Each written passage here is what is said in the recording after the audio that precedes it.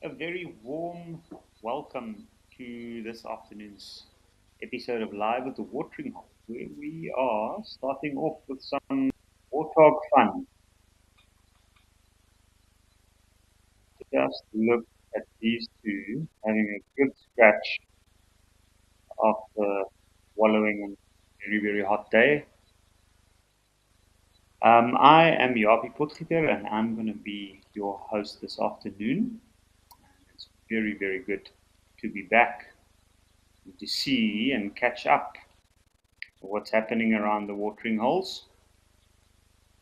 Now, most of our wilderness areas in South Africa has had their recent rains, so I'm sure there's a whole lot of exciting changes happening all over.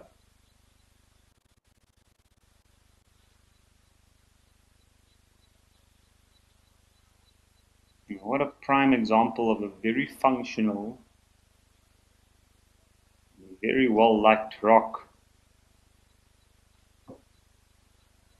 Looks like a female warthog and maybe a older offspring.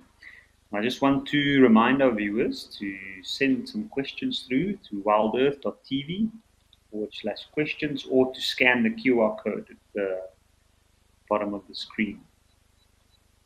And of course, they can also join in on the YouTube channel or X, formerly known as Twitter, and you can use the hashtag WildEarth. Yeah, you're welcome to send through questions or comments. This is a live and interactive show, and I am really hoping to hear from you. I'm also hoping that I can at least answer your questions to some extent.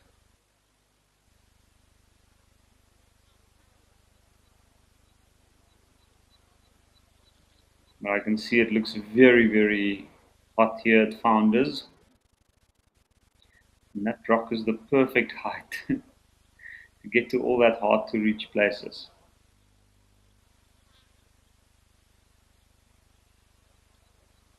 You can see a bit of flies and insects flying around there. And especially after a good wallow, as this warthog did, it would help this.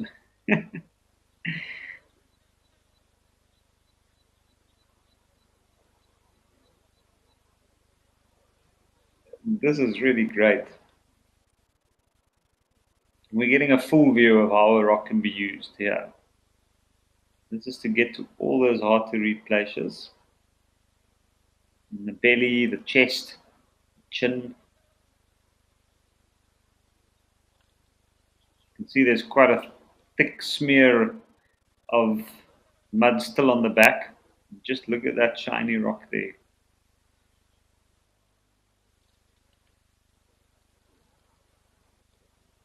Now, when they do that,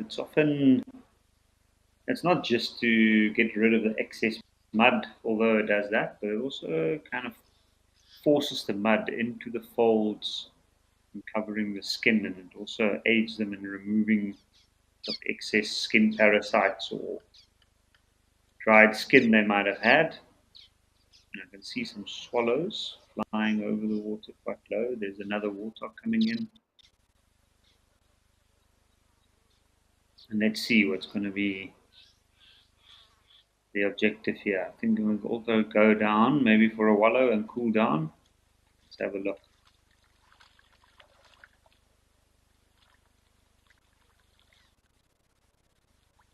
Indeed.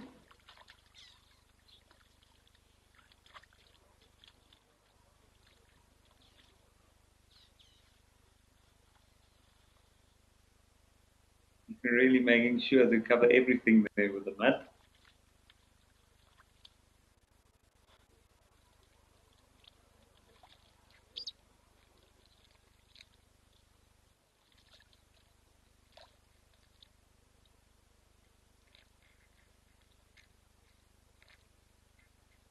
So there's a brief stop for a little drink of water.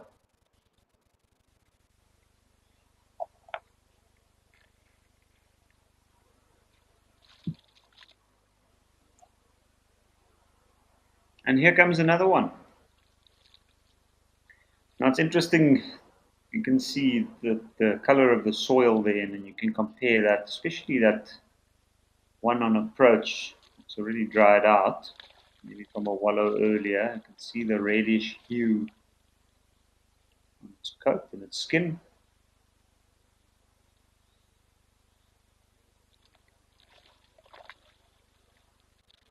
Animal lover, you said you're very excited for today's show. I'm very happy to hear that. With an exciting start like this, some good muddy fun, I'm sure it'll be an exciting show.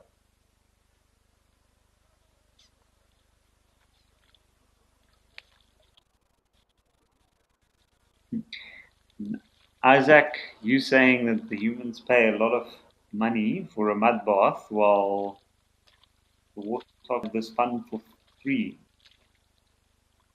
Indeed, they do have fun, and you can see what I get from this is pure enjoyment.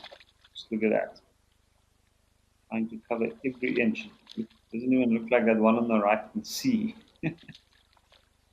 But it serves a very necessary function, very, very important to their general health, not just for the treatment of the skin, but also on a hot day like this, it provides protection from the sun. It helps them maintain a cool body temperature. And in a big way, it's an essential part to helping them live within a harsh environment like this.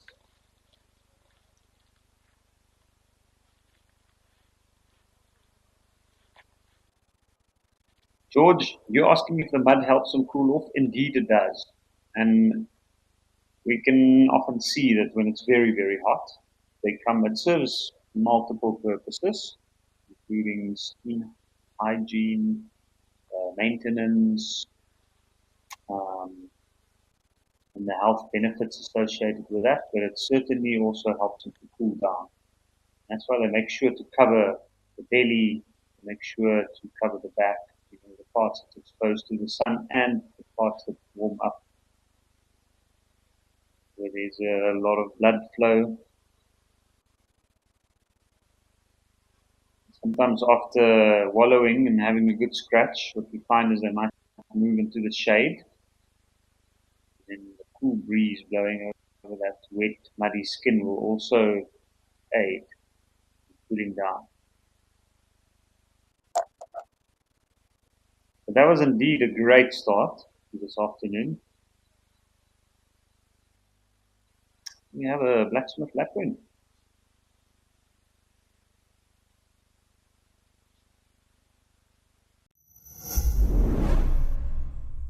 Seven nights on safari during the magnificent green season. The rains have stopped, the land is emerald, and there are wild babies everywhere. Meet your favorite presenters. This is amazing. And create unforgettable memories on this once-in-a-lifetime adventure. Thank you for coming along on this little adventure. The Green Season Grand Tour, only with Wild Earth Travel, where Africa comes alive. Join the Wild Earth YouTube superfan community and unlock a world of additional perks. Get exclusive early access or discounts to Wild Earth travel deals. Wear the best bush attire with merchandising discounts. Enjoy an interactive live monthly private safari. Don't miss out on the ultimate fan experience. Join the YouTube superfan community today.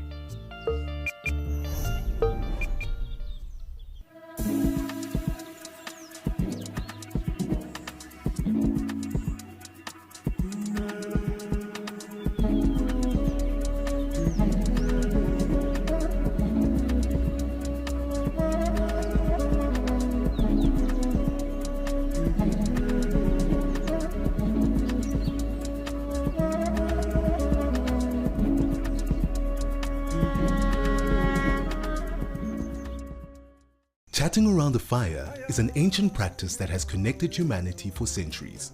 and we want to keep it alive in our modern age. As an explorer, you'll have access to intimate gatherings with our naturalists, fascinating guests, and experts where we share knowledge, insights, and stories around a crackling fire. Rediscover the power of connection. Sign up to be an explorer today and experience the magic of Wild Earth's fireside chats. Safari, wine, and waterfalls. The ultimate African adventure. Sip South Africa's finest wines. Experience a world-class safari among Africa's iconic wildlife. And stand in front of Victoria Falls, one of the natural wonders of the world. All this can be yours with Wild Earth Travel, where Africa comes alive.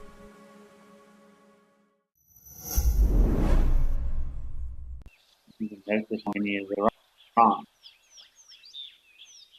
It looks like these females. Small group resting out in the shade.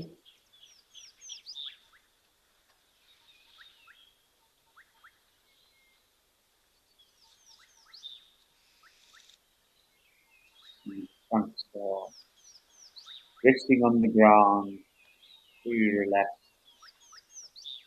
No motion to the tail, swaying in their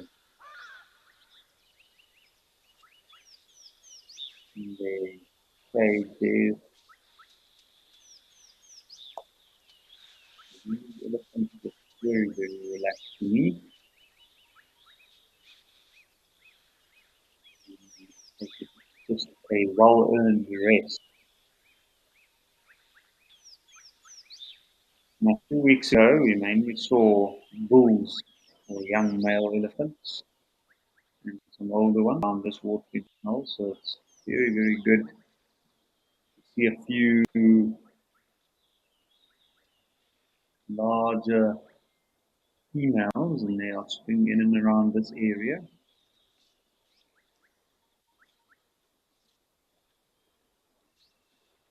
And of course, the impala.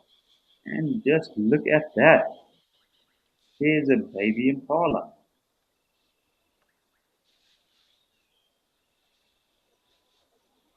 There is a mummy or soon-to-be mummy impala with an oxpecker.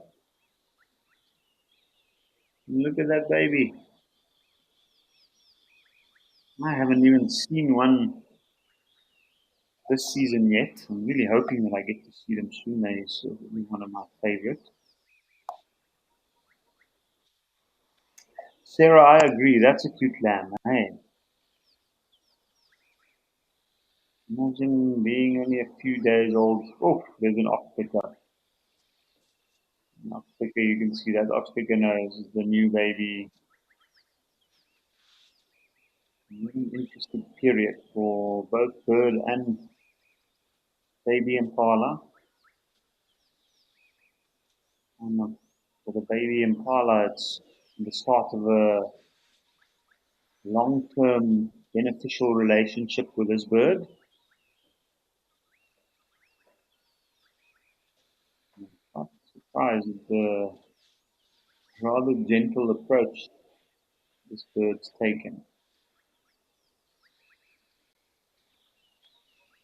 I've noticed at some points they can be quite overwhelming to certain animals, especially the young baby animals.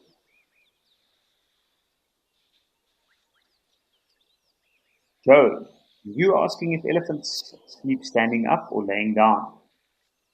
The short answer would be both, actually. I've seen them do both. I've seen big elephants laying flat down on their sleeping, a big bull elephant. And young ones, they often spend at least a little bit of time on the side in the early morning hours or after moving a long time. And they might take a quick nap.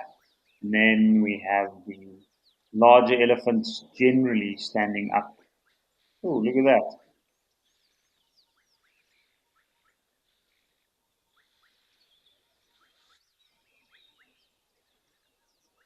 Sure. Those ears almost look like they're heavy at this stage. They're so big in relation to the rest of that little animal. But look at the curiosity there towards the bird. That's very, very special to see. And there's a seasoned traveler with a very well cemented relationship. Quite interesting. I am wondering, like, does it by default mean the offspringers on a certain impala get to claim whatever newborns on here? But that, you know, the belly still looks quite round. But I'm sure there is this little one.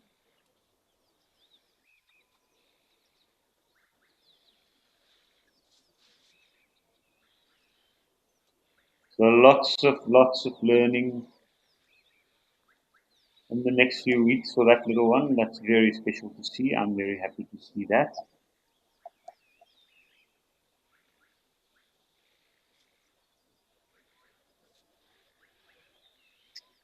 Animal lover, you're asking when the horns will start growing in for the lambs?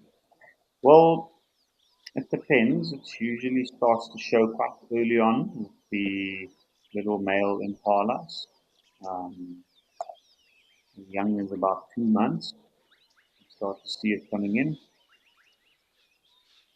Nothing, it's just the small little spikes that you hardly even, like two little knobs at the top of the head, you hardly even notice until they're a little bit older.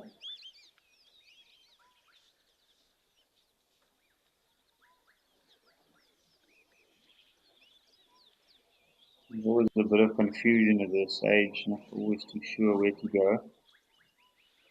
I haven't seen any other young ones around here.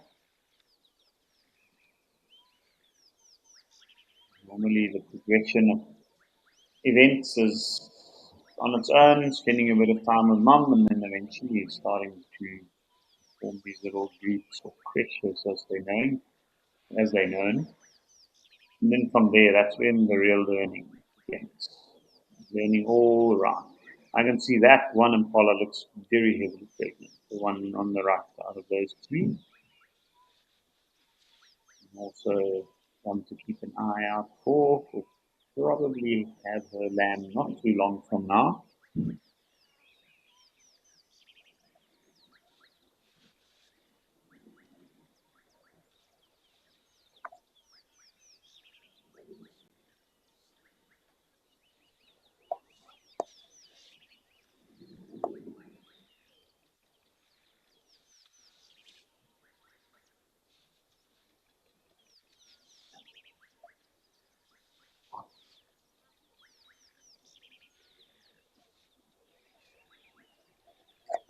Just look at these elephants, still relaxing.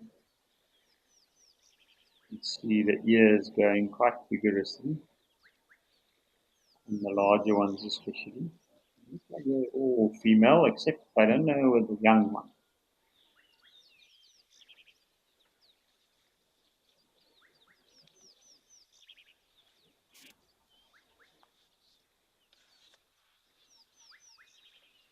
See, they're constantly removing excess dust and dirt from the ears, the inside of the ears.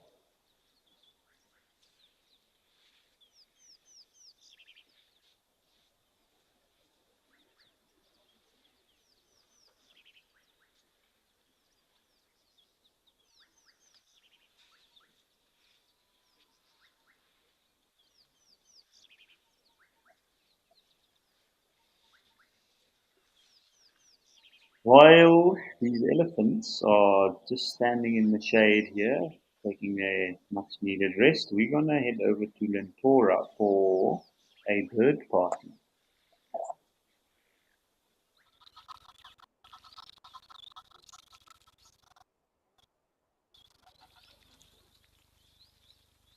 Oh wow, I did not expect that.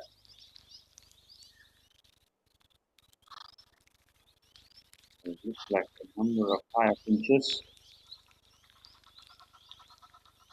Yeah, I know exactly what all of these are, but I can definitely see some red bills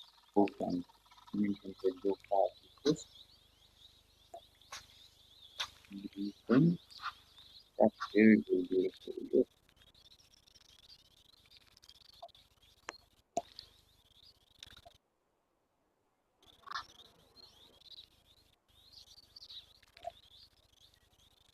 She constantly vying for a position.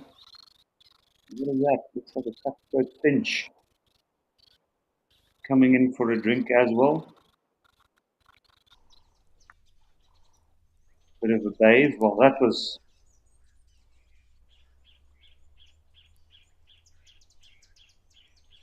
that was a very nice check-in, but looks like we lost Victoria. So we are at Tau, where it's definitely gotten a lot greener since the last time I've set eyes on this watering hole.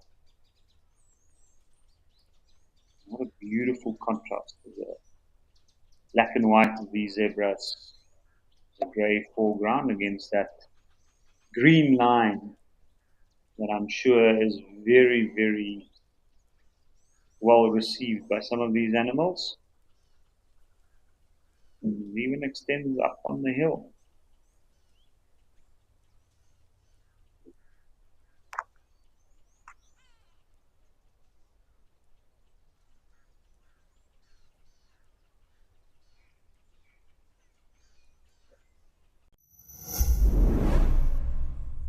Would you like to see the awesome sight of Africa's biggest tuskers in the shadow of ancient Mount Kilimanjaro? Or a pride of 20 lions hunting in the grasslands of the Masai Mara? Join me, James Hendry, on the unique Kenyan adventure to Amboseli and the Mara. There are only 6 places on this unforgettable safari in May 2025. Wild Earth Travel, where Africa comes alive. Welcome to a new era of seamless travel. Enjoy a hassle-free ticket purchase system with an effortless check-in, offering unbeatable value and a variety of options. Redefine business travel with Africa's award-winning value-based airline.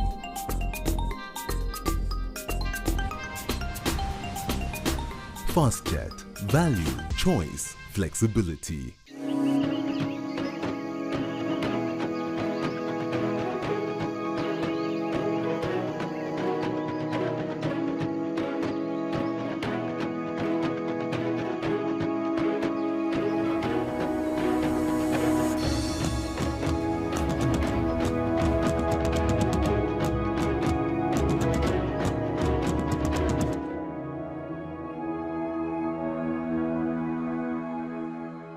We understand that not everybody has got spare pennies to rub together at the end of the month. We're introducing an initiative called Gift an Explorer. So that those with lots of pennies can gift a Wild Earth Explorer access to those with fewer. We're aiming for 250 gifts, but the more the merrier. You can nominate a recipient or keep it anonymous. It's a great way to share the Wild Earth mission with other nature lovers around the world. We have some exciting news for our Wild Earth travelers.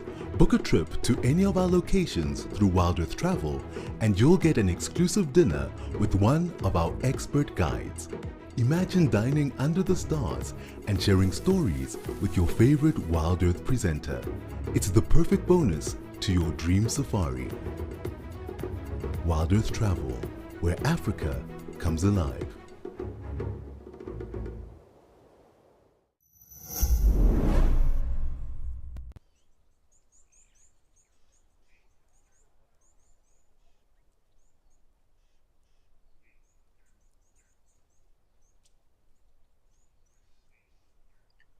Now having a well-deserved drink there.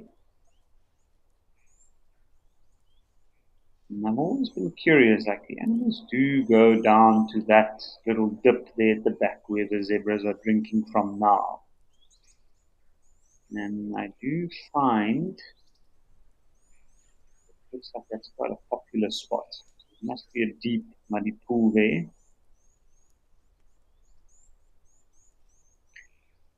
I can see from the constant swishing of the tails that it's definitely been a hot and busy day. for the insects as well.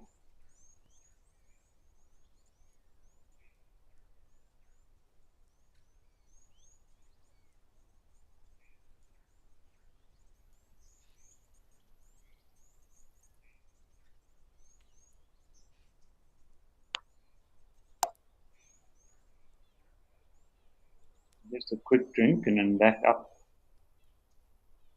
out of the dip to have a good look and make sure that there's nothing approaching, no danger. Mara, you're asking if zebras are easier for lions to hunt than other antelope. I don't know. I wouldn't necessarily say that. I think they might both be tricky in different ways. Like for a predator as large as a lion, to be able to take down a zebra exerts a lot of energy. And a zebra is a very well-known adversary to a lot of things. It's very, very strong. It's very agile. Even though they might not be the fastest animal on the planet, definitely got whatever it's lacking in speed, it makes up for with attitude. And you use those hooves to deliver a devastating kick, and they often do. In some regards, even regards, they slow down a little bit, especially with the male moving to the back of the group when they get chased by predators, and they might do that, slow down and deliver a devastating kick to the predator with their strong hind legs and their hard hooves. But they also bite. I've seen some videos in the past of zebras crossing the Mara River, and whenever the crocodiles attack them, they don't shy away from trying to bite back. They are known to bite. They use their teeth in fighting each other, especially the males. Very, very feisty animal, even the females. They're not always very accepting of others in their personal space. So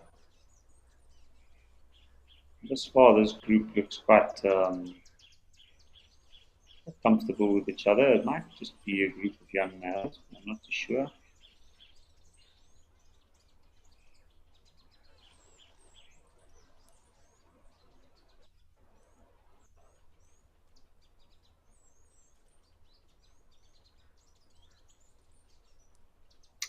Well, before the zebra turns around and joins up with his other troop members, we're going to head over to Tembe, where there's a large herd of elephant that's just come down.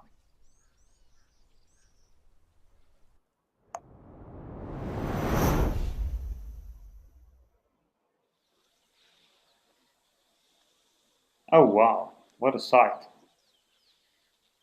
See a big bull elephant just making his rounds, moving through, checking out the females there under the famous shade tree of Tembe.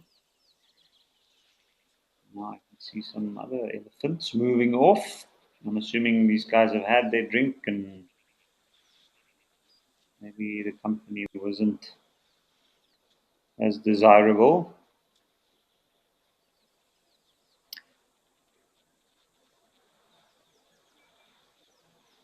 Animal lover, I see you asked a question earlier with regards to the zebra. You asked if some of those zebra were pregnant.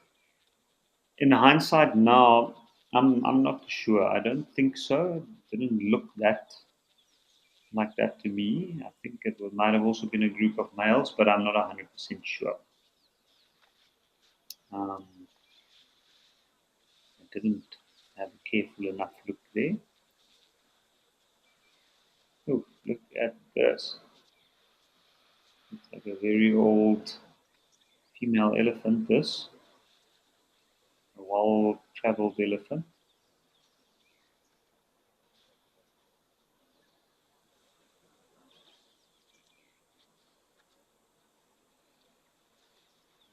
And that ear is quite conspicuous, quite quite easily identifiable characteristic.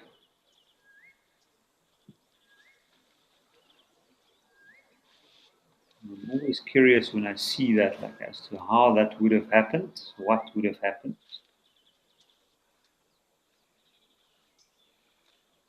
This definitely looks like a mature, well-traveled female elephant. This.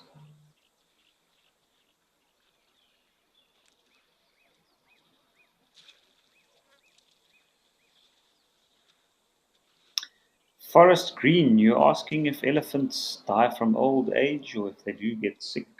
That's a good question. They can definitely die. They do die of old age. I mean, elephants do suffer from a whole other range of diseases and biological problems at points that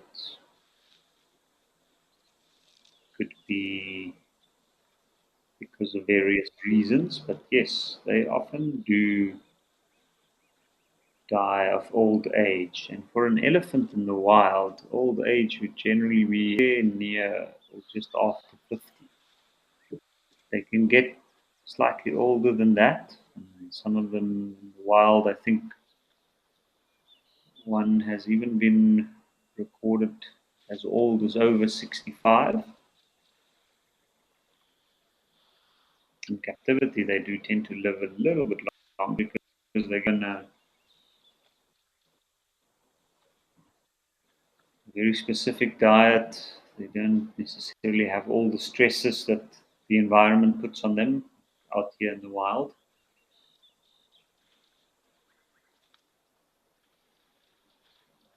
And that also gets intensified by raising young calves out in the wilderness. That must be one mammoth task. But yes, they do indeed die from old age, and often an old elephant dies because their teeth gets ground down and worked through. And because of that, they do not actually always live as long as they should. They go through a number of sets of teeth in their life. Molars, they have these molars or sets of molars in the back of their jaws that kind of move forward as they age, and eventually the old set gets replaced by a new set moving in, and they get ground down. If you think about all the rough material that they eat, from bark to the sand, it gets ground down between the teeth from eating grass. That's why we sometimes see them shake grass and very sandy stuff they've pulled out of the soil. But an interesting thing about elephants getting sick, and they do get sick, is that they, as far as we know, they don't suffer from cancer. A phenomenon that's getting studied more increasingly, especially in wild elephants.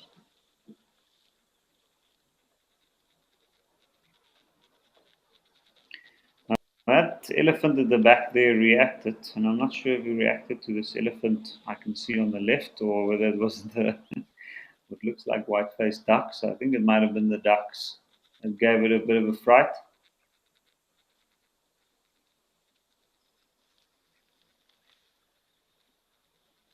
Even though the elephant is the largest mammal out there, they can definitely get so wrapped up in what they're doing and focused on what they're eating, like that one feeding on that little shrub that's trying to get out of the ground desperately,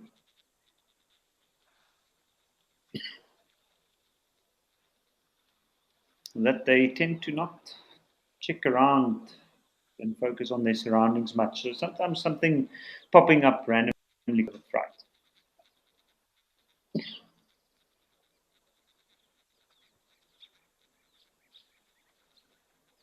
So much so that that elephant decided to walk all the way to the other side.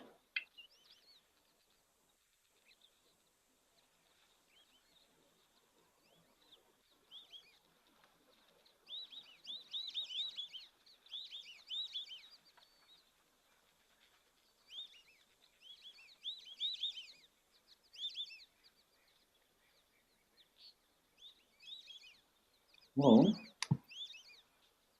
that was a spectacular sight, seeing all those elephants here.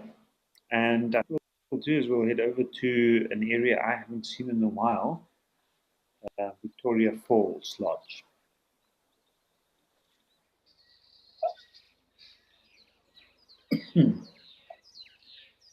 Look at that. Also a bit of change in scenery here. Much greener than the last time I saw it. Let's see, the Mupanis got their new foliage for a lot of them.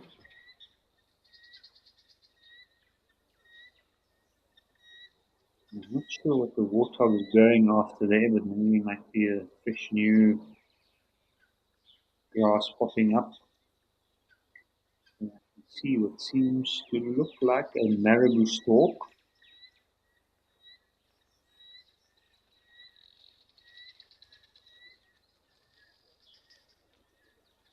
Yeah, look at one warthog chasing the other one away.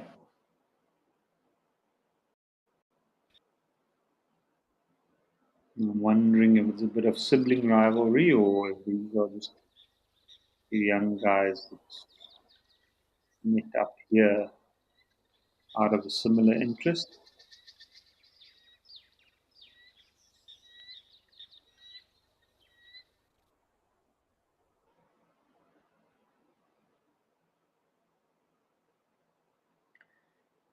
Isaac, you're asking if a male warthog has multiple partners or if it partners with one female during its life. It does offer multiple partners. And usually it can be seasonal. They find that the males often come in and move towards the groups with females at a certain time of the year, depending on the region, and then they'll try and mate with some of those females. Females and their offspring generally band together in certain areas due to safety and also the dietary requirements that is obviously the same.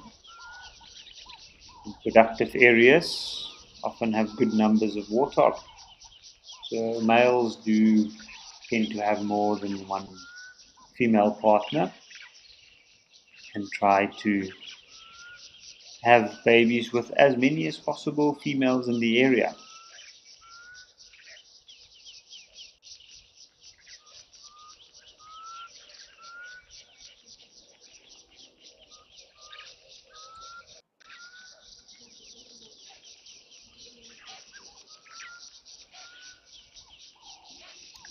We're going to head back to Tembe for some impala. It doesn't look like there's too much happening here, Juma, currently.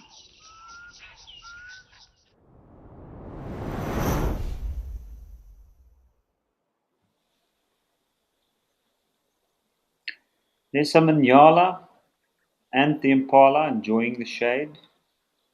Looks like she's standing and chewing the cud there. I'm sure she's had a bit of a fill. Still heavily pregnant. Now, Forest Green asked earlier if elephants can get sick or if they die from old age. Now, we do see an interesting thing from that is often we find that when the elephants are older and they struggle to feed properly, one of the last things that they can get is they can still drink water. We often find that older elephants might not move too far from certain water sources if it's available readily. and they often even pass away.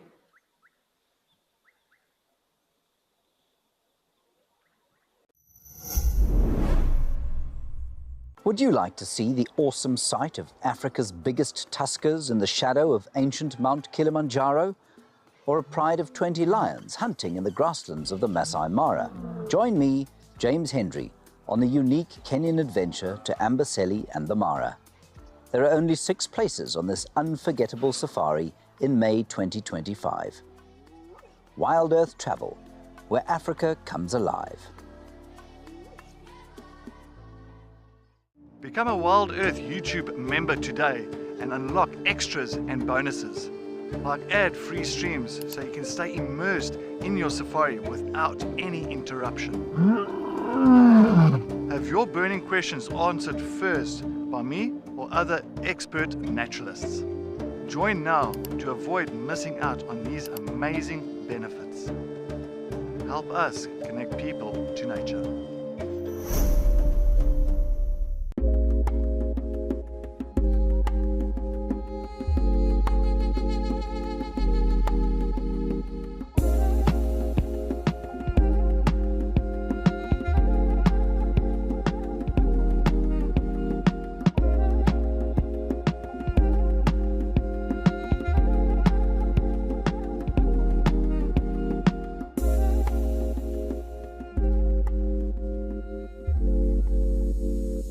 Join the Wild Earth Explorers program and connect with a community passionate about wildlife. Support our mission to share authentic wildlife experiences with the world. Your monthly contribution helps provide schools and children access to kids' safaris, fostering a love for nature in the next generation. Embrace the wonders of the bush and make a difference today. Wild Earth, connecting with nature. Kenya's people, the landscapes and spectacular wildlife make it the ultimate safari destination. Come with me to the Masai Mara and Amboseli in May 2025. We'll explore the vast savannas looking for predators and then marvel at Kilimanjaro as the last big tuskers graze below. This safari is the perfect nature connection to calm the soul and escape from the world's folly. And then they might keep that little one away from the herd or nearby for a couple of days, but well hidden until it's a little bit more agile and movable, and then they'll introduce it to the herd and bring it along. But yes, they usually separate themselves on their own away from the herd.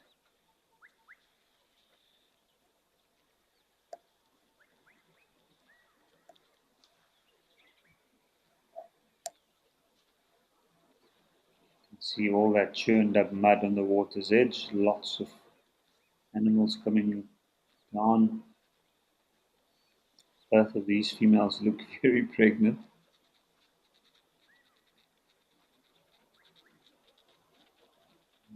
As hot as it might be there at Timby today, I think they do spend a lot of time just resting during the middle of the day at this point.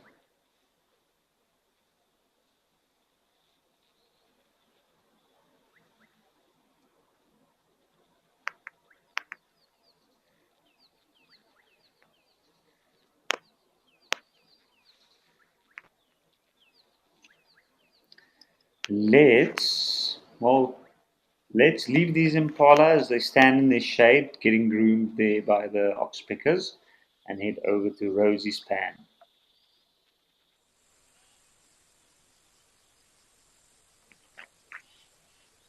Where we've got a very relaxed hippopotamus.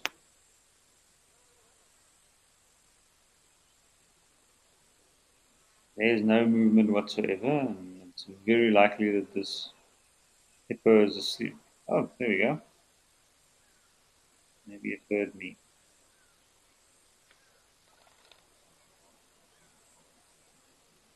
You can see just a slight twist there towards the sound of those doves taking off.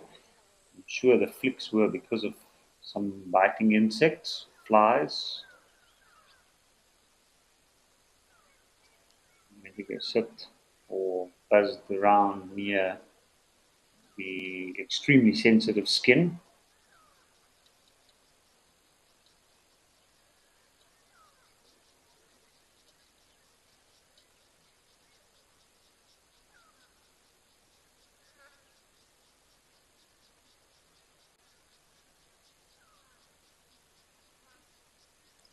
Kiki asking how long hippos live for.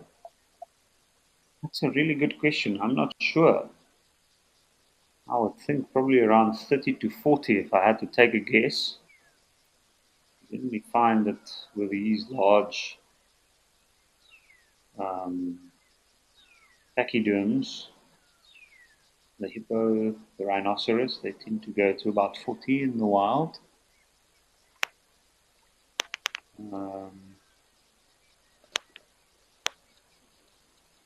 But elephants get older than that. So I would guess it's around there, to be honest.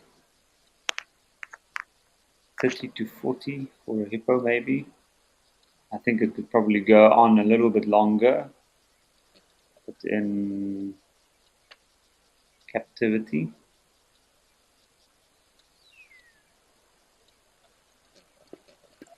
I mean, if they've got the ideal life with no harsh conditions, then I don't see why they couldn't live longer than that, maybe even up to 50 or more. If life's as good as it looks like it is for this hippo, then can't see why not.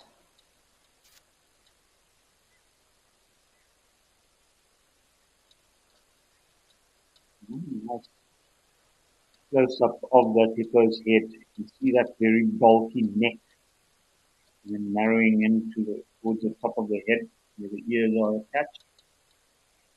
Eyes closed, with nostrils above the water. No other hippos around.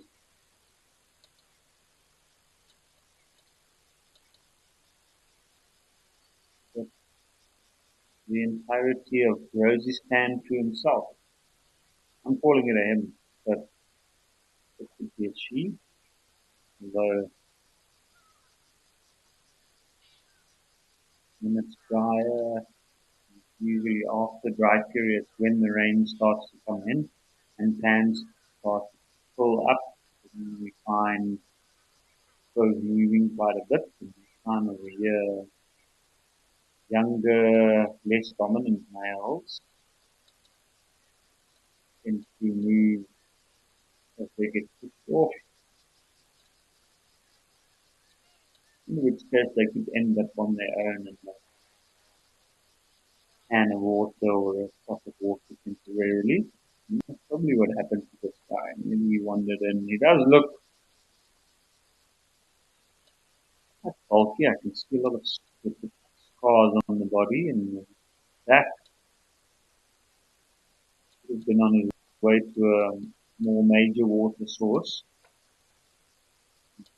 He decided to stand out here for a couple of days before moving on again.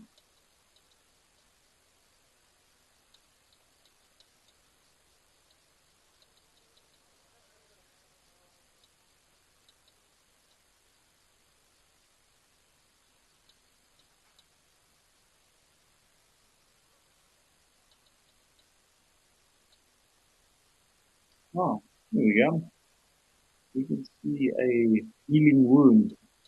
Still got a little bit of pink, indicating that indeed there was a break of the skin there. Often quite a diagnostic feature of hippos. It's been in a fight as the losing bull runs away. Trying to get the winner, who can try and get in fight the back of the animal running away. And very sharp tusks, constantly sharpened. And friction onto each other.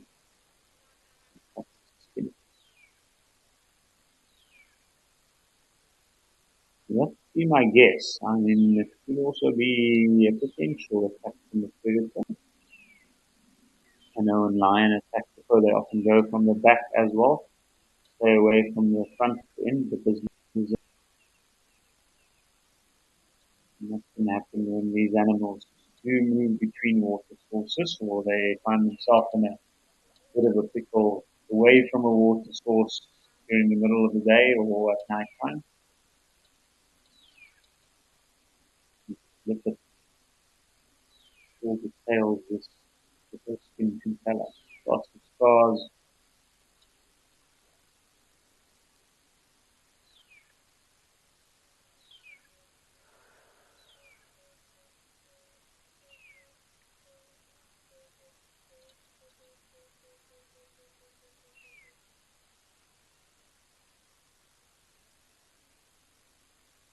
I can see the nostrils moving up and down, so thankfully it's still breathing. The eyes are closed shut, and this because we like to taking those.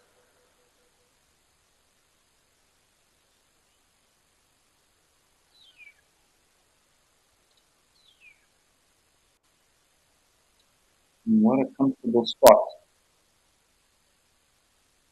At some point, I'm sure the sun will become too hot and exposed back, and we'll probably turn around and maybe cover his back with a bit of water. But it's cleaned up quite a lot to get really compressed. And I've noticed, being in the general area for the last couple of days, things have suddenly become a lot greener. And with that, more water. With that comes the Egyptian goose. I'm seeing a lot of them fly over. We're heading to all kinds of newly formed little puddles of water, staking out their claim. These birds fiercely protect their sites, especially the male.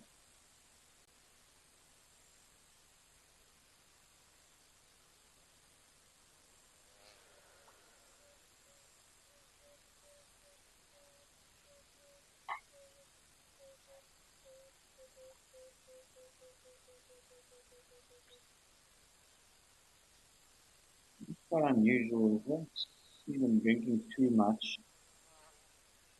But it's very hot, and I'm assuming they were just standing there in the shade to cool down.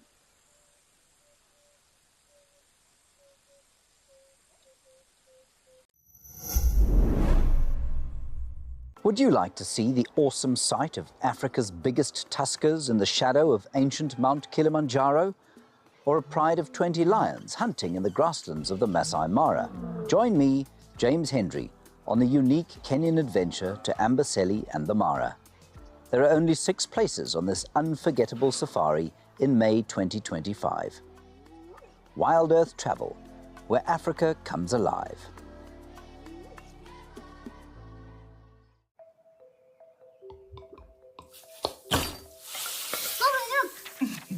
100% mtanangu.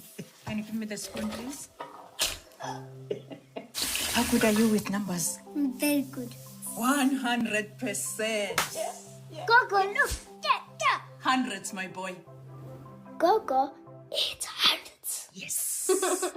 It's always hundreds with 100% pure sunfoil.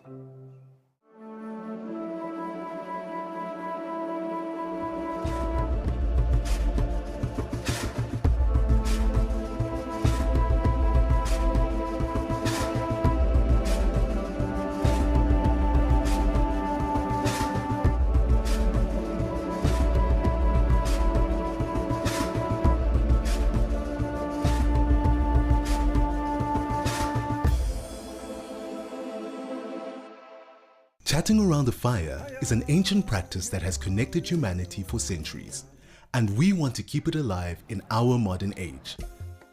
As an explorer, you'll have access to intimate gatherings with our naturalists, fascinating guests, and experts where we share knowledge, insights, and stories around a crackling fire. Rediscover the power of connection. Sign up to be an explorer today and experience the magic of Wild Earth's Fireside Chats. Are you ready for the adventure of a lifetime? Wild Earth Travel's newsletter is your passport to a magical journey. Explore exclusive travel options featuring special offers at stunning Wild Earth locations and all hosted by your favorite presenters. Don't miss out. Head over to our website and subscribe to the Wild Earth Travel newsletter today and stay in the know on all our unforgettable adventures. Wild Earth Travel, where Africa comes alive.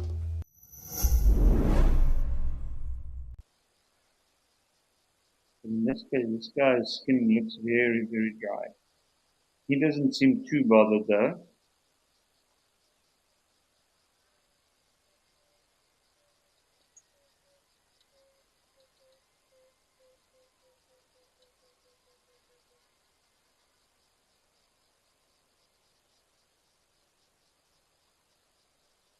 Just look at him, not a care in the world. He hasn't been bothered by any of the birds really. You can just see their breath in as the nostrils flare.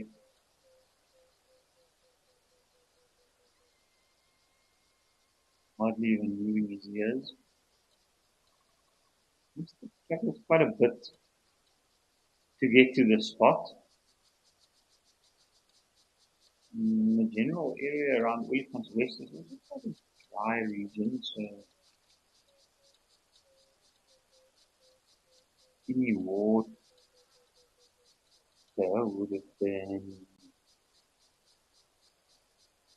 highly contested by residents of boats, that's for sure.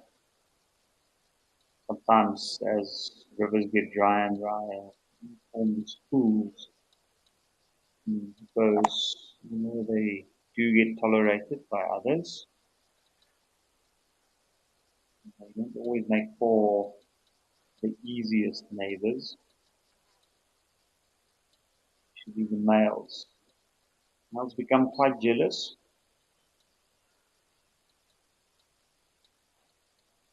As I'm sure this guy would be if another male had to come into his little pan here.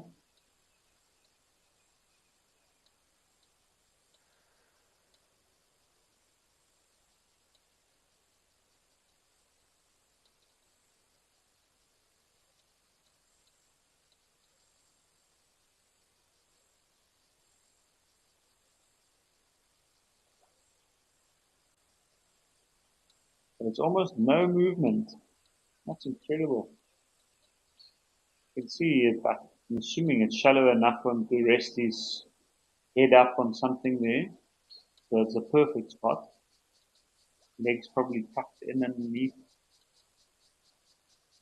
I'm surprised that there's no terrapin or something basking on top of him. I can see some flies moving about. Every now and again there's a bit of a twitch to get rid of them.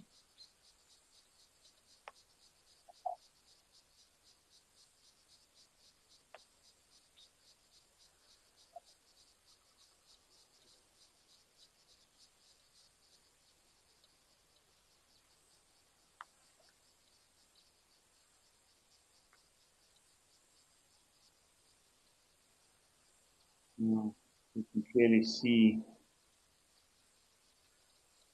the effectiveness of this evolutionary design for this very, very unique animal.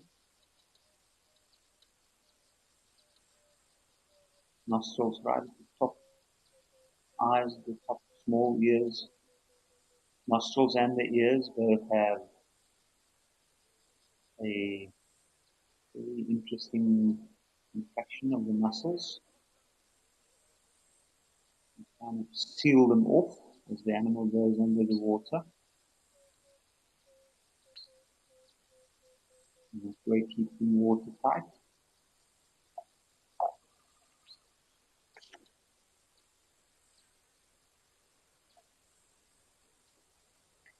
Danny, you're asking if the hippo would die in here if it would float. That is quite an interesting question. From what I know, they do float. And it takes rather quickly for these animals to float and get up, come up, which could be anything from half an hour to an hour after it's died. But it also depends on the shallowness and the depth of the water.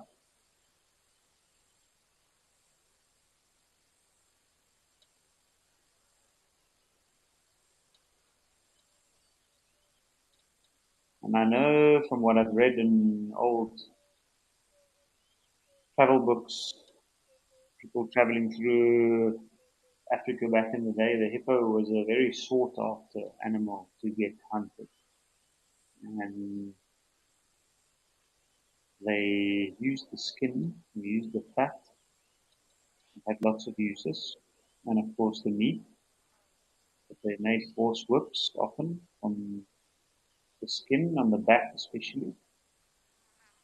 And from what a lot of people say, generally the hippo would start floating, they would wait, hunt the hippo from the shore while it's in the water, and then they would wait a little while until it pops up.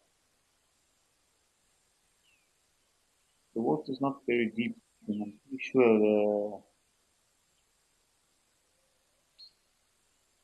the hippo would probably take a little while before it floats. And I've seen that too.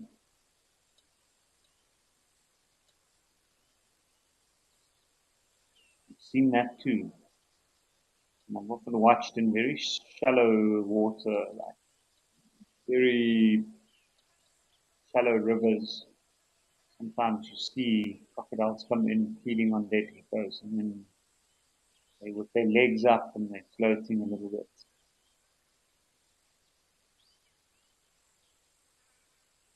Which is a sight to behold, to say the least.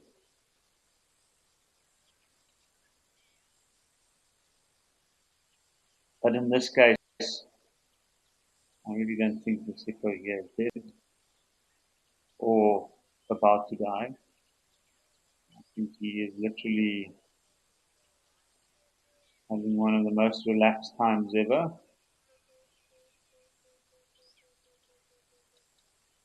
I think the biggest immediate issues that this hippo might face is, besides the sun maybe, in which case he can just turn a little bit and cover his body and back with water, but is a potential of an elephant herd or a few elephant bulls coming to drink. I've seen elephant bulls walk well into this pan, and that would certainly upset this guy quite a bit.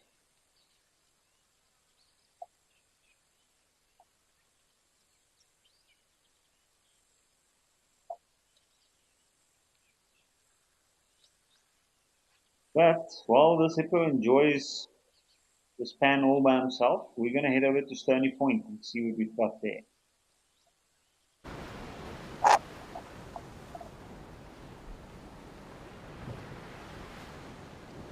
And we've got a gull, which yesterday, the brief view that I had, I thought it might be a heart-loud gull.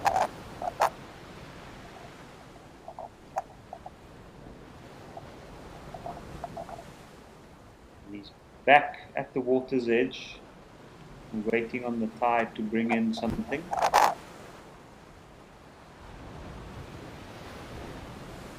What a resourceful bird, indeed.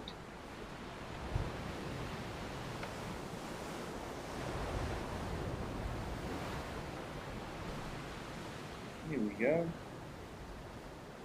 What a beautiful bird.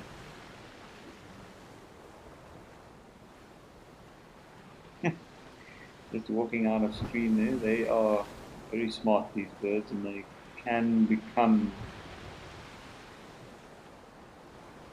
rather yeah, so often to travelers in areas that's not used to these gulls, they pick up on a lot of food scraps quite easily. So they can become pests around certain areas, especially harbors. And they've got a very aggressive approach. I remember as a little boy going down to the harbor to go get an ice cream, going to go fish there. I was always very wary of the gulls.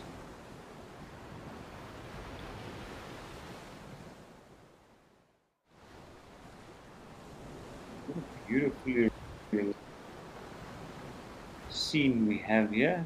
It looks like a beautiful scene. Kelp there in the background.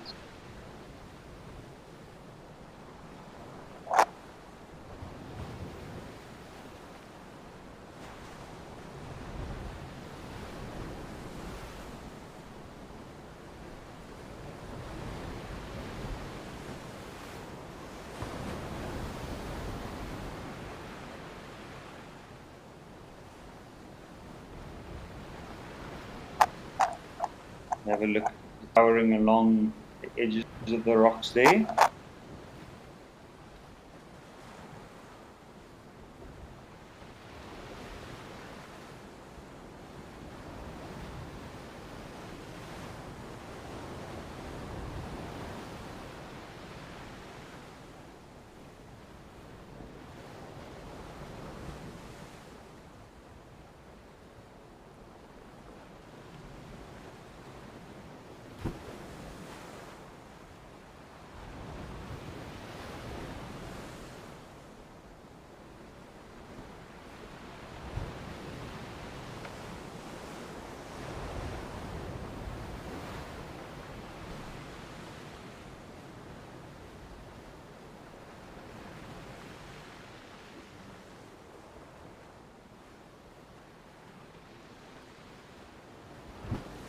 What a good spot. You can see that's a regular roost. All the bird droppings on the rocks certainly indicates the well-used spots and all that dried out bamboo. What an amazing area this is indeed, and there's a lot of life amongst these rocks here.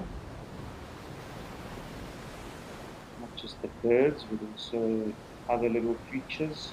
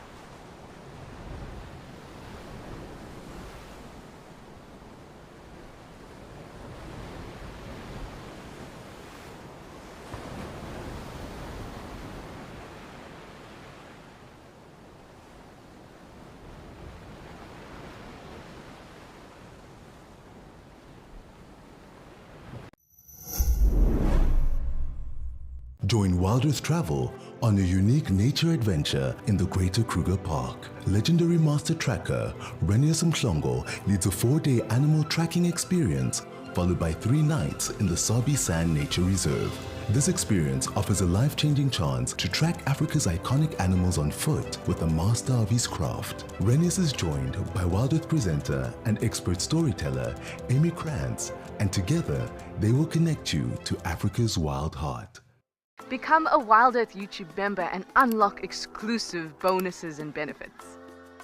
Enjoy uninterrupted, ad-free streams so you can stay immersed in nature. Have your burning questions answered first by me or other expert naturalists. Enjoy exclusive access to special broadcasts and videos, and help us to connect people to nature.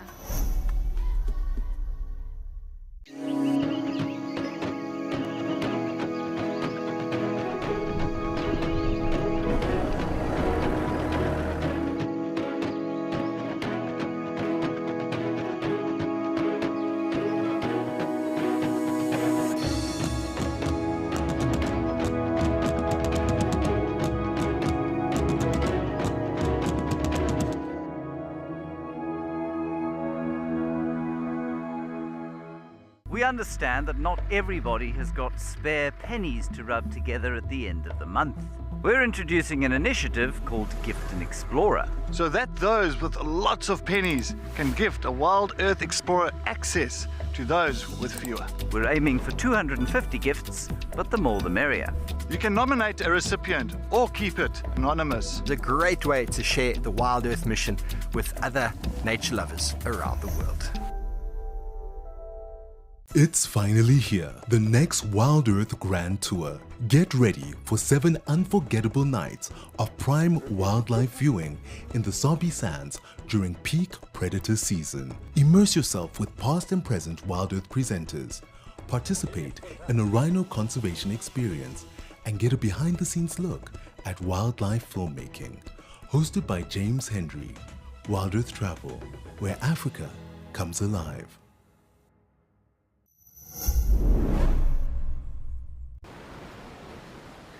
Rosie Adams, you saying you're hearing gulls flying over your roof? That's pretty amazing. I wouldn't mind hearing gulls now.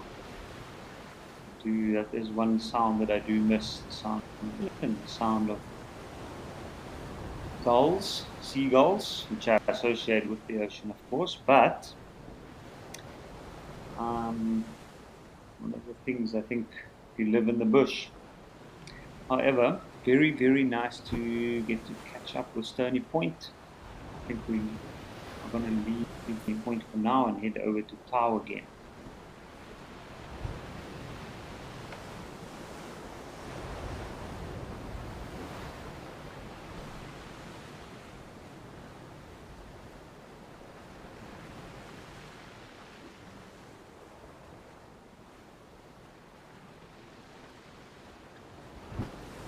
So I think what we'll do, looks like these birds are just having a rest here, so we're going to head back over to the bushveld, to Tower Lodge, and see what's happening.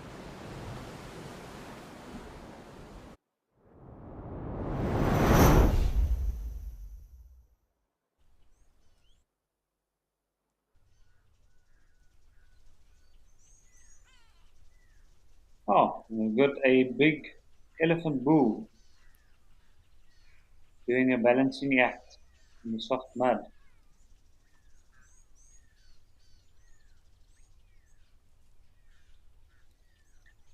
You can see there's definitely a lot more water here at Tau from what I saw last. And a lot of new green grass.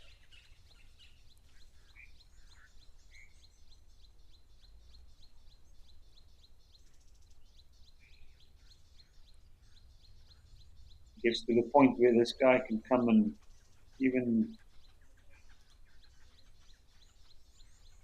have a bit of a selection here. Very slow steps, he's giving very stretched out widely, making sure that he's keeping his balance. What happens here? Oops. Yeah. This is quite great to watch. This is something that I find amazing about elephants. They are extremely careful moving over certain environments. Obviously very at ease with their bulk,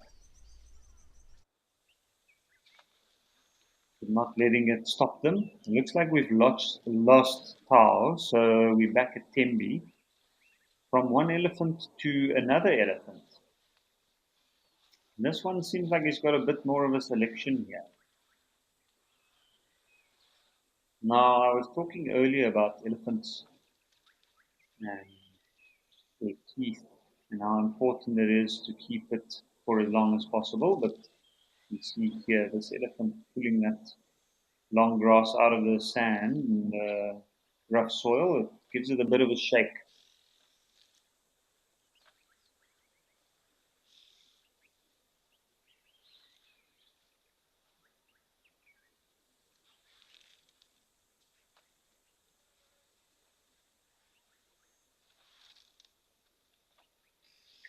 There's a heron there in the background, which I'm not too sure exactly what it is. I can't get a good view on it with this elephant. But if he moves his head, I'll have a good look at it. It could just be a grey heron, but for a moment I thought something else.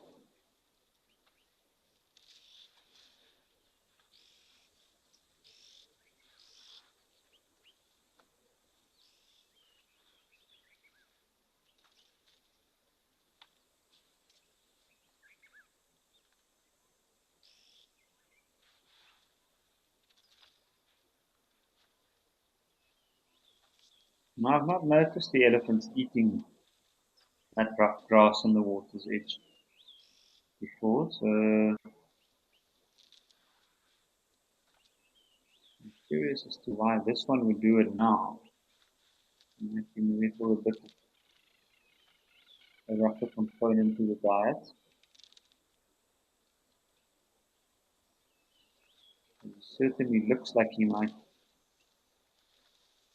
do it for a little while. He's quite relaxed.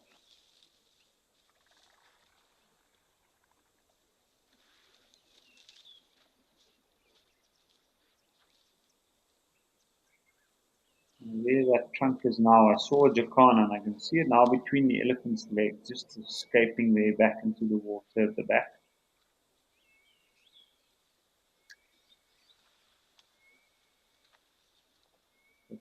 It's always interesting to see when the elephants move around like this in the taller grass, all the interesting little creatures that they get to flush.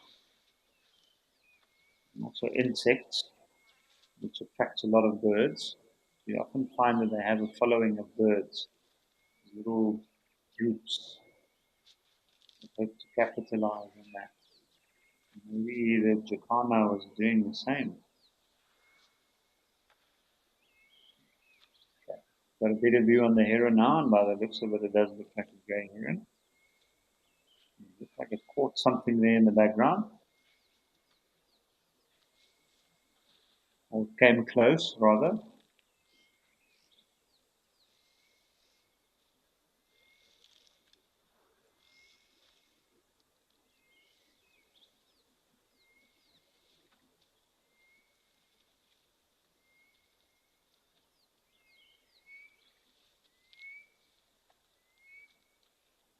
And this elephant has got a floppy ear as well. And I think this elephant I've seen around here, if I remember correctly. He is quite relaxed. Doesn't seem to have any bother at all.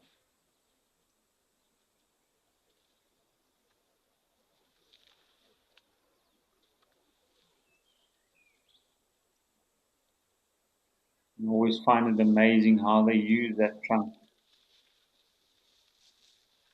Like a hand almost, wrapping it around. So it's got a firm grip, and then pulling out the tuft of grass. Often they're only eating the flowering parts of it. So that depends on the species.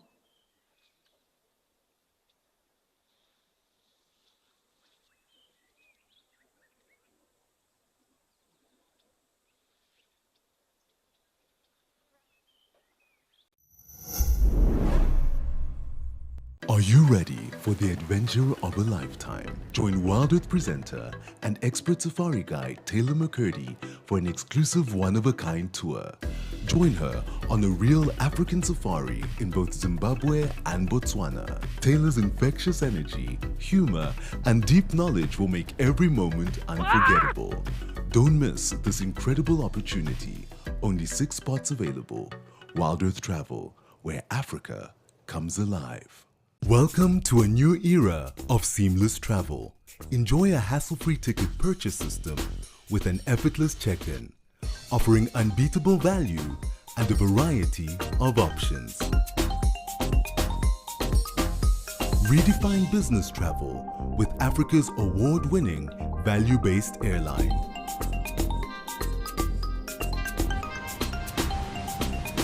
FastJet, value, choice, flexibility. We have some exciting news. To celebrate our new safari location, Mabula Private Game Reserve, Wild Earth Travel is offering an exclusive special offer for our viewers only. Book a stay for 4 nights or more at any of the lodges on Mabula Private Game Reserve and enjoy an extra night absolutely free. Don't miss this limited time offer. Contact Wild Earth Travel today to claim your discount.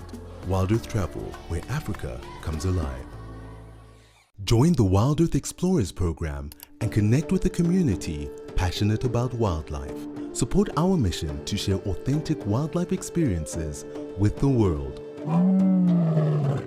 Your monthly contribution helps provide schools and children access to kids' safaris, fostering a love for nature in the next generation. Embrace the wonders of the bush and make a difference today. Wild Earth, connecting with nature. Wild Earth Travel would like to take you to Namibia and Botswana. Drift over the desert in a hot air balloon, then glide through the lush Okavango Delta in a dugout canoe. This extraordinary journey blends dramatic landscapes with outdoor adventures and unparalleled wildlife encounters. Discover Africa like never before. Book now with Wild Earth Travel, where Africa comes alive.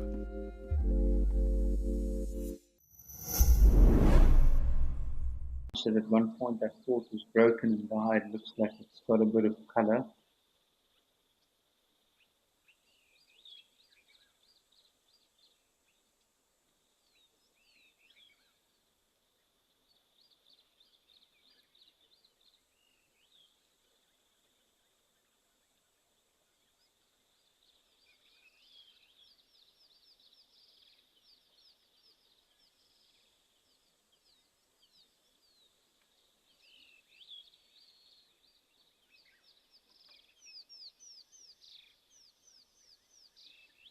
Now we can see it looks like that white there.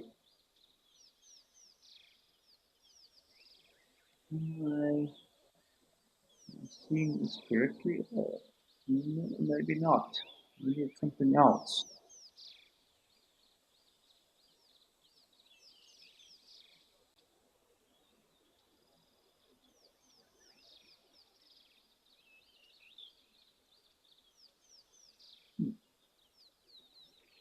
Another thing I think possibly is a spider's nest.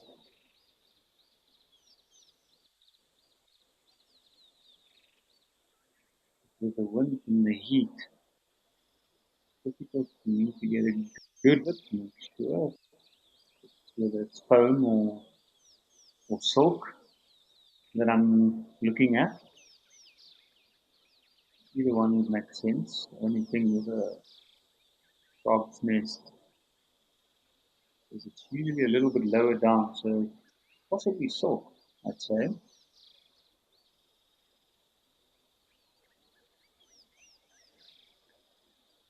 In which case that size and color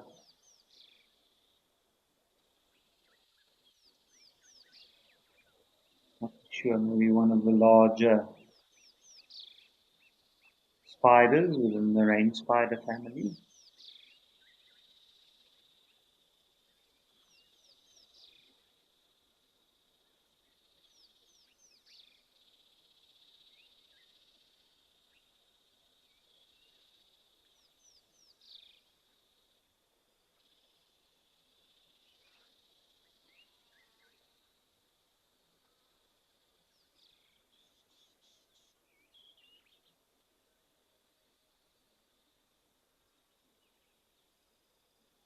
And this impala's just chewing the cud while getting a groom by that oxpecker. I always find, oh, in the back I can see Shan, the young impala's having his days with the oxpeckers. He's coming to grips. Interesting to see how this jacana is just moving about, looking for little creatures to pounce on in the exposed dirt where all the other animals have stepped. Here's another one.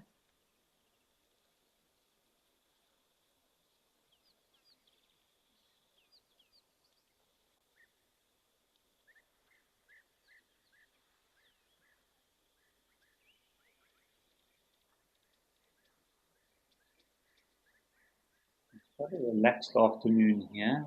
It was very busy earlier with all the elephant. The rest of the creature seems to, besides maybe this young impala, the rest of them seems to be quite comfortable with what they're doing.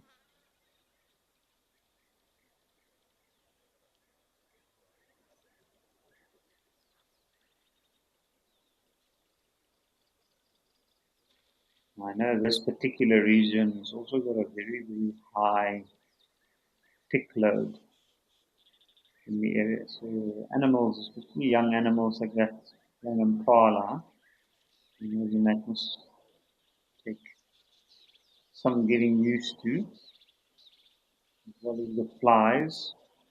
And being near the water's edge, the flies and biting insects is a little bit more poor.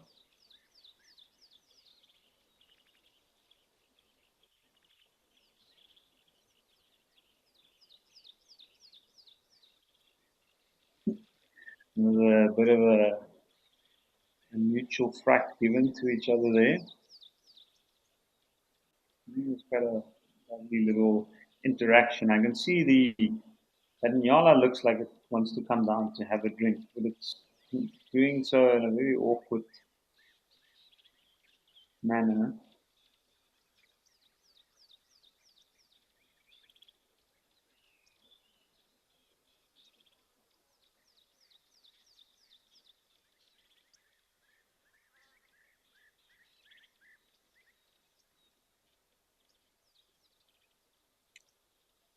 And it looks like it decided against it. We'll leave this little corner to the impala for now. France, you asking me if I've experienced a live impala bird. I haven't. I haven't. I would love to actually. Um, I don't know why that would be. I think maybe it is because they tend to favor periods when it's darker, and also because of the secrecy surrounding the births. You can imagine the female being quite vulnerable at that stage and the little one, so they away from the herds, they usually try and find cover. So no, I haven't, unfortunately. I'm hoping to one day, but I have seen quite a few other creatures give birth. I've been lucky in that regard.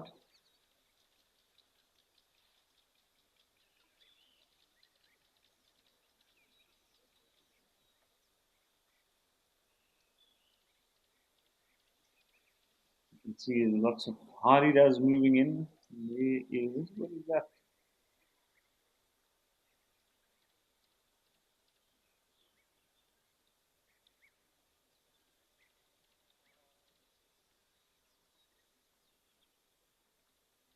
A yellow-billed stork. For a moment there, I wasn't sure. It looked like it had an all pink bill.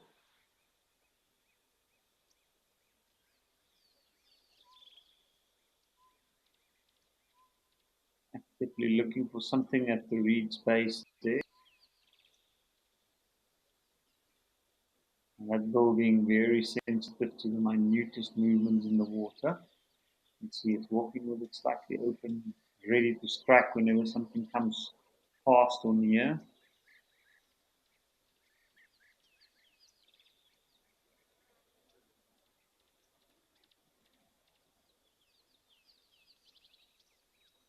Lady Macbeth, you're saying that Impala you was that Nyala you was a little bit confused. It looked to me the same. It wanted to drink from the water's edge, couldn't get it to the top, and then for a moment probably considered its space in the world. Almost for a moment there, I thought it was almost going to next to that Impala and feed.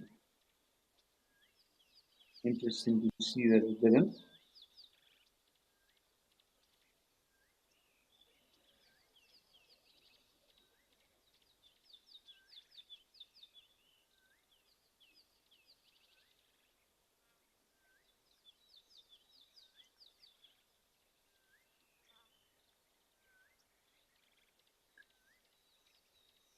Interesting to note the very different feeding strategies here. We compare those Egyptian goose in front eating the plant material versus look, the yellow-billed stork. It looks like it got a very small fish there. Now the white-faced duck's moving away. But while these guys continue in this part or corner of the watering hole here at Tenby, we're going to head back to Cloud to see if we can catch up there.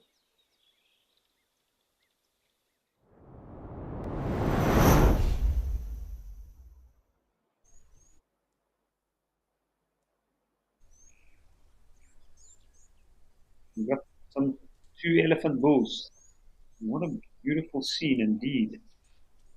You see the sunlight just lighting up that hill beyond the green line. That's very, very beautiful. Also getting quite a bit warmer, I'm sure, and that's why there's the difference.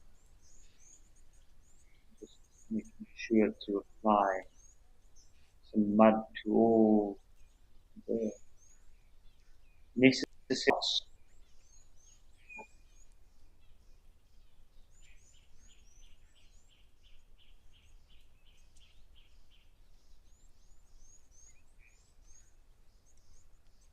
Yankov, you are saying that it was a wonderful interaction between that baby Impala and Yala. Indeed it was. I think it's something that we don't always note.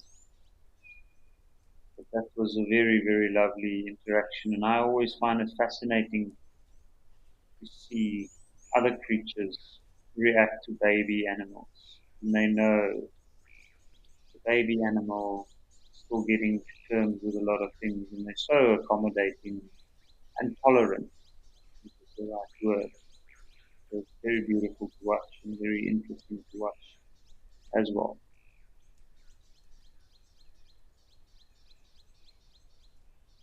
Now, see that elephant there at the back looks like it's got quite a pair of tusks.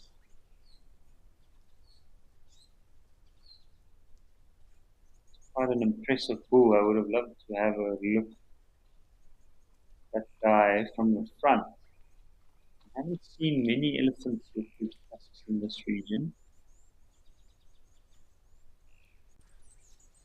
At least from what I've seen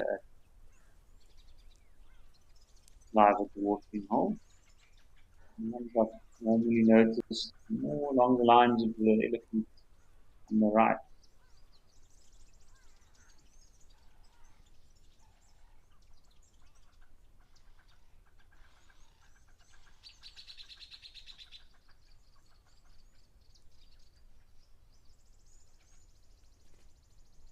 Dust coming off elephants. I think as they walk, they pick up a bit of dust like that. Just like sway their trunk over the earth's surface, picking up on any scent. There would have been a lot of other animals that would have come down to the water's edge today. And then also just doing a dust wave, just moving along.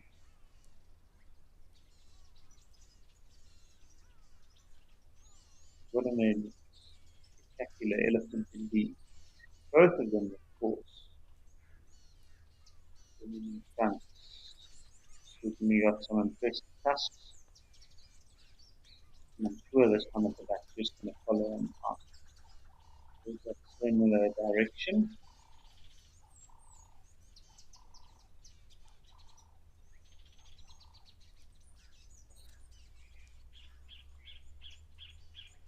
I always enjoy watching them moving off in the slow motion like steps. But at the same time, they very quickly become quite small as they move off. An indication of how quickly they actually move with those large steps they give. And then once they reach that bush, it's amazing to just disappear. At least now with the green in the background, we can sort of make them out. When they came down to the water, and we really started noticing them as they approached the edge of the thicker area beyond the plain near the water.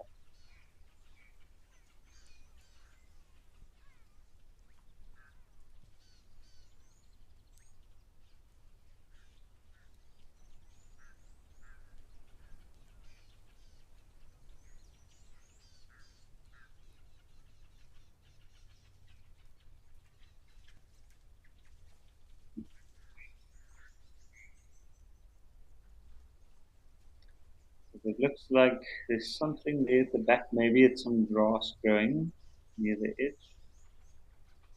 Something other. Looks like the elephant plucking out something from amongst the rocks. So another very, very interesting thing to watch for me is when they move off like that, and they move through a seemingly barren landscape, and then they just randomly stop, pick out something small, or dig out something.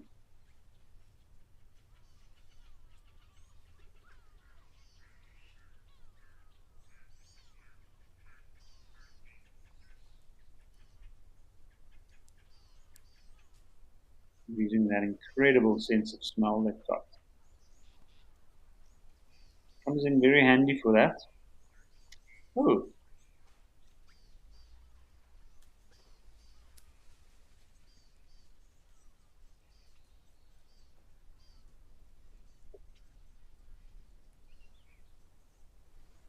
it's quite an interesting creature. People realized that. Oh wow, more elephants. Some very beautiful elephants here at Tau this afternoon. That's for sure. Look at all these little pathways and islands they've created.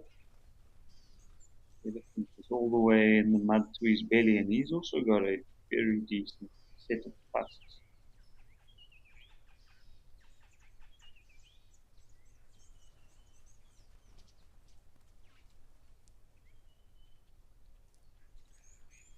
But as these elephants are enjoying the green grass brought by the recent rains, we're going to head over to Hyena Pan.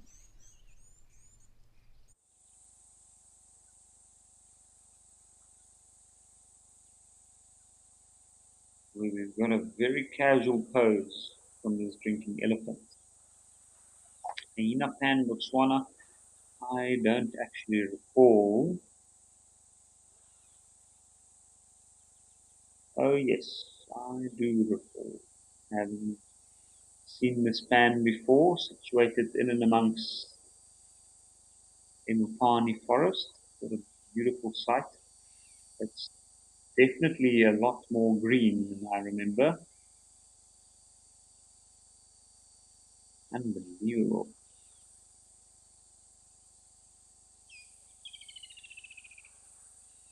Just a single elephant though, applying some mud. I'm sure it's very hot there as well. But yeah, more water from what I remember. Now let's see, so we're going to throw the other side as well. Oh, top, side, top, side. I'm thinking that's what it's going for. There we go. The next one should be to the top.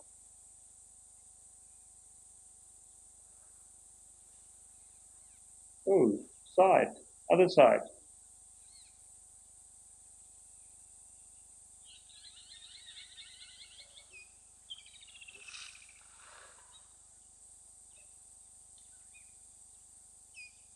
And you can see it takes a while before he brings the trunk with the mud up. So he's definitely kind of digging there for a lump of mud. But just look at this extremely tall Mufani's there in the background. That's quite an interesting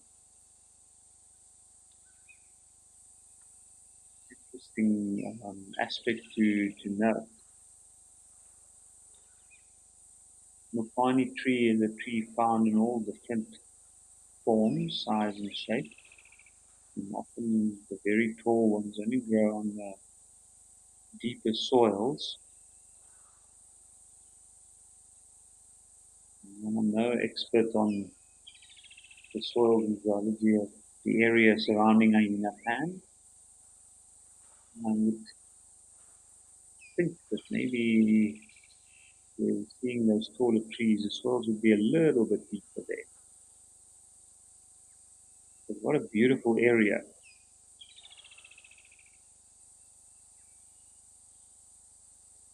You see lots of mud rubbings up against the stems of these trees, so lots of large bodies after moving away from the water, having a good scratch. And we have there a starling. That would be Neve starling, if I'm not mistaken.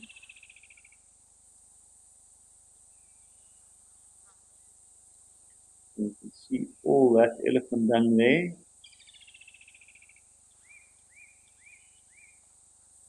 And then, of course, the stunted trees closer to the water's edge.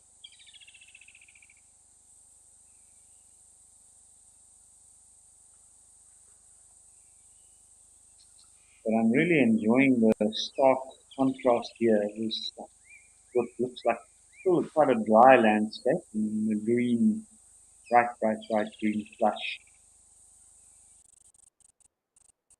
of the Mufani. See, it looks like a black-winged stork there in the background. And then, of course, a little bit of blue reflecting in the water from the sky.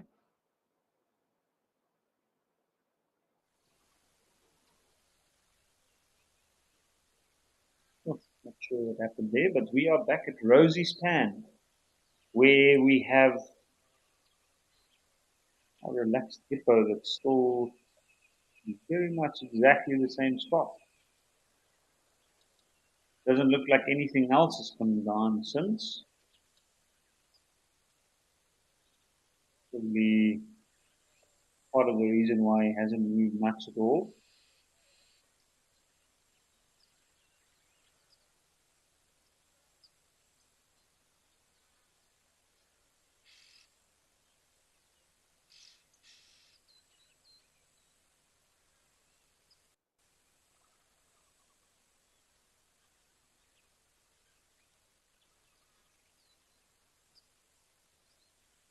He's shifted his position slightly, it seems like.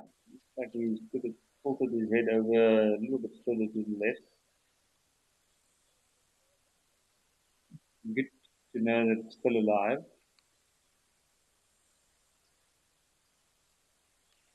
And I can just see one eye, fly, walking over the eye. Oh, bit of a change, a group of fox pickers. Should be interesting. I was wondering earlier why they aren't in. Now, they got that very uniquely designed foot shape. They've got very sharp little claws, so this might trigger a reaction from the hippo. Immediately they get going.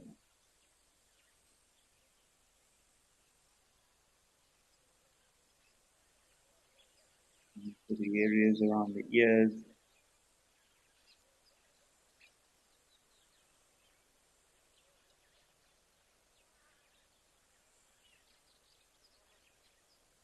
Wants to grab something inside, but the hippo is not letting the bird.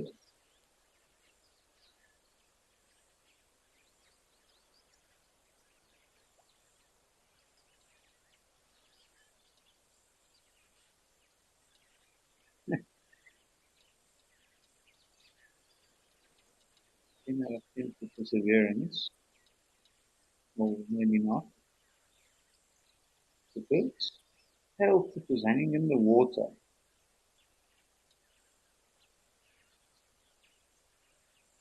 And I know oxpeckers often come down to the water's edge.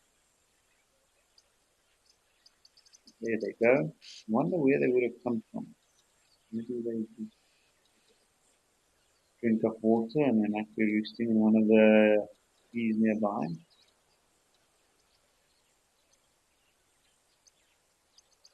So it looks like not even disturb this hippo much.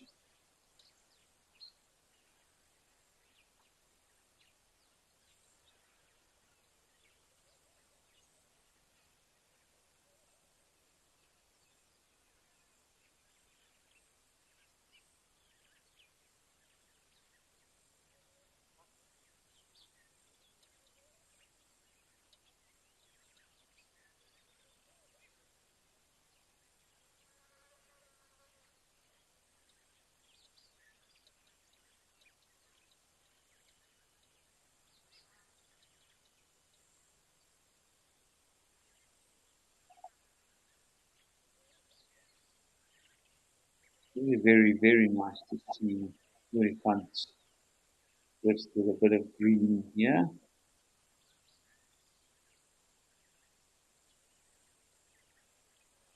What a beautiful tree. Looks like a redwood from where I'm sitting.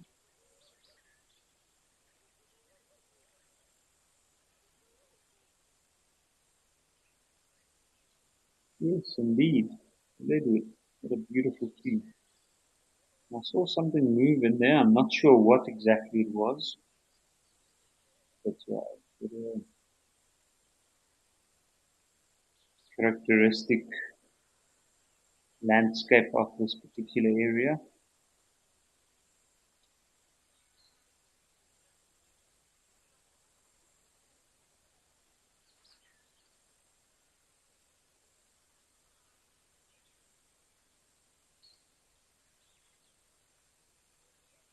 It's always good to have a very careful look inside the branches of these trees. But what a nice tree. That tree could provide so many different nesting sites for birds and other creature reptiles.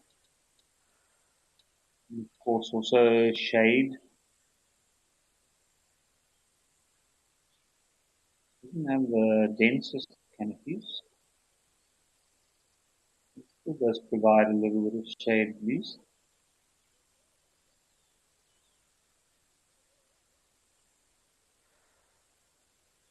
And I do like the way the redwood branches kind of twist and folds in and around each other. Very, very slow growing tree can get very, very old. Often associated with areas surrounding water.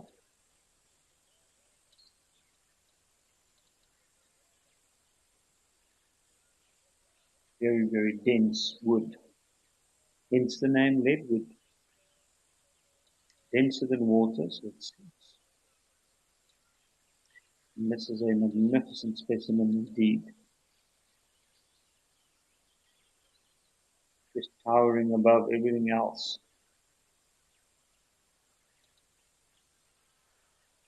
Would be a nice tree to see a leopard in.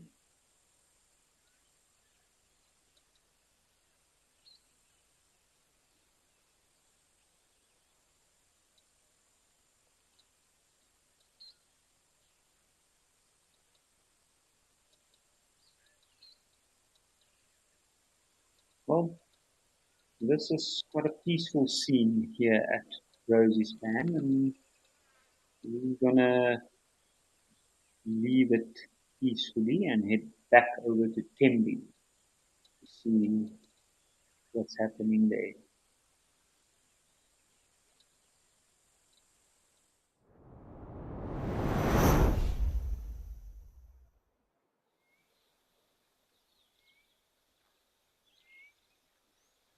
Oh, and we got a male nyala with an oxpecker. The Chicana and the hardy duck. And it looks like our impala has moved off from this particular spot. There's a young male nyala moving away from the water. Good to see these guys come out to the water's edge to drink.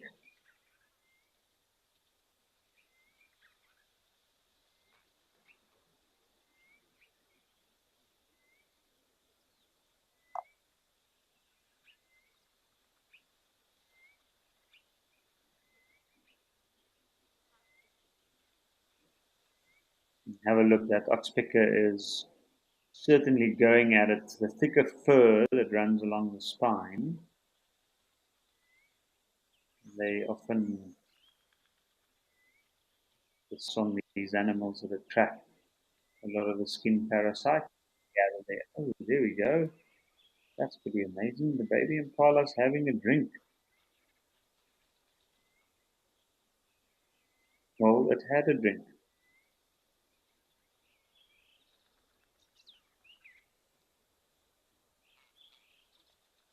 Not something that lasts very long. Often the mother just kind of like lets her drink a little while, and then as soon as she's lost interest and wants to feed again, she'll move on. So it must be very hot here today. I can see if all of these antelope are standing in the shade like this, it must be extremely hot. You can see that nyala doesn't even look like it could spend any time in the sun. Kind of just walk through that patch straight towards the shade.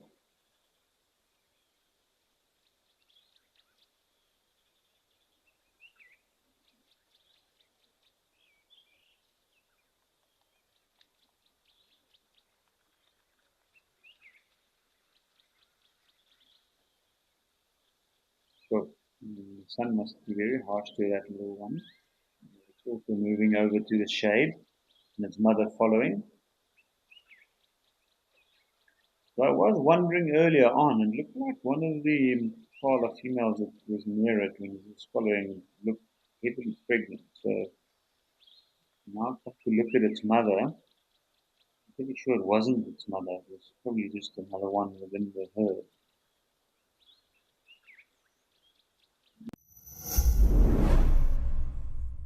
There's a big male leopard coming this way. What an absolute beauty. Yeah, guys, we've got Lalamba and Cub. We've got Lalamba and Shapondo. Look at this.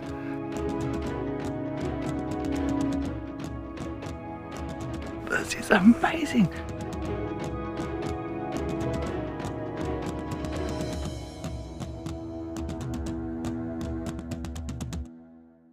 We are thrilled to announce our new exclusive feature for YouTube members and explorers. Join us live every Tuesday for our sunrise and sunset safaris.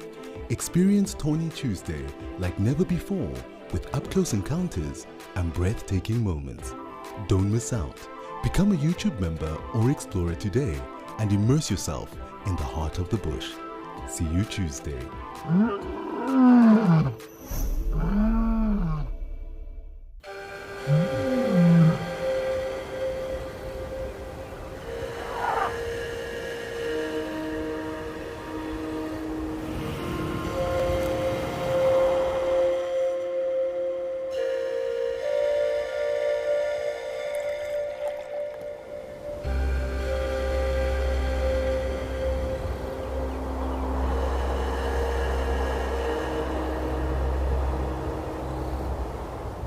Chatting around the fire is an ancient practice that has connected humanity for centuries, and we want to keep it alive in our modern age.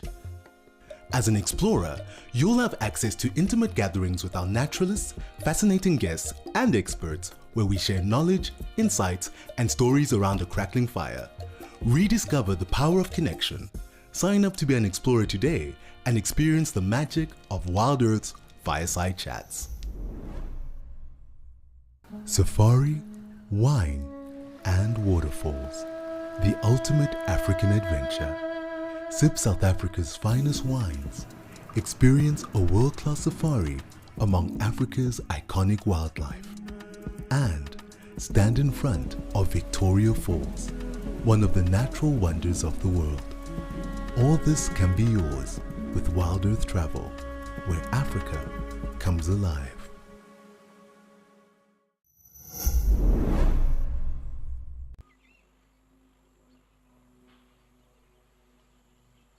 Oh, we've come to Kwamaritani.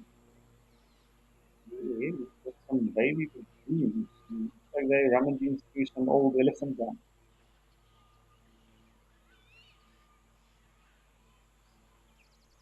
Hoping that we might see a little bit of action here for the last 2 minutes this afternoon.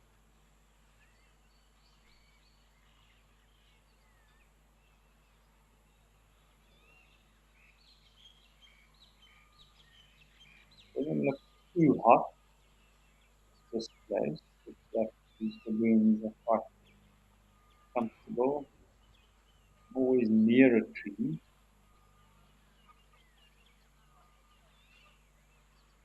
And we have big male baboon coming in.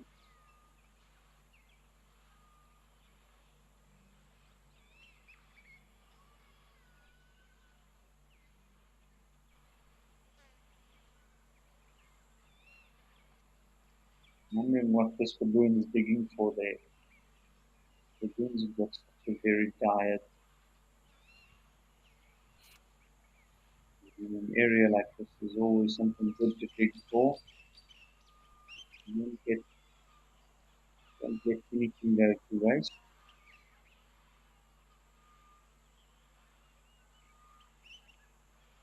I want to note that while it's moving like that, digging for whatever it's looking for there, see it's still very alert. It doesn't miss anything. It will glance up.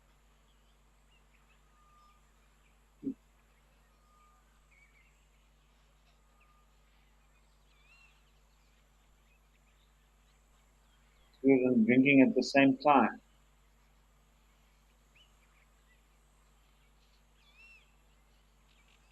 Don't look particularly nervous near the water's edge, so I'm assuming no crocodiles.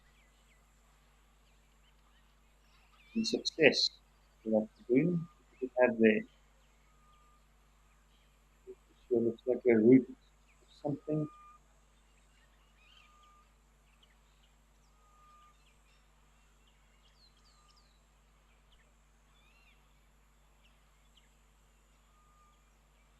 A well-earned meal after hard work.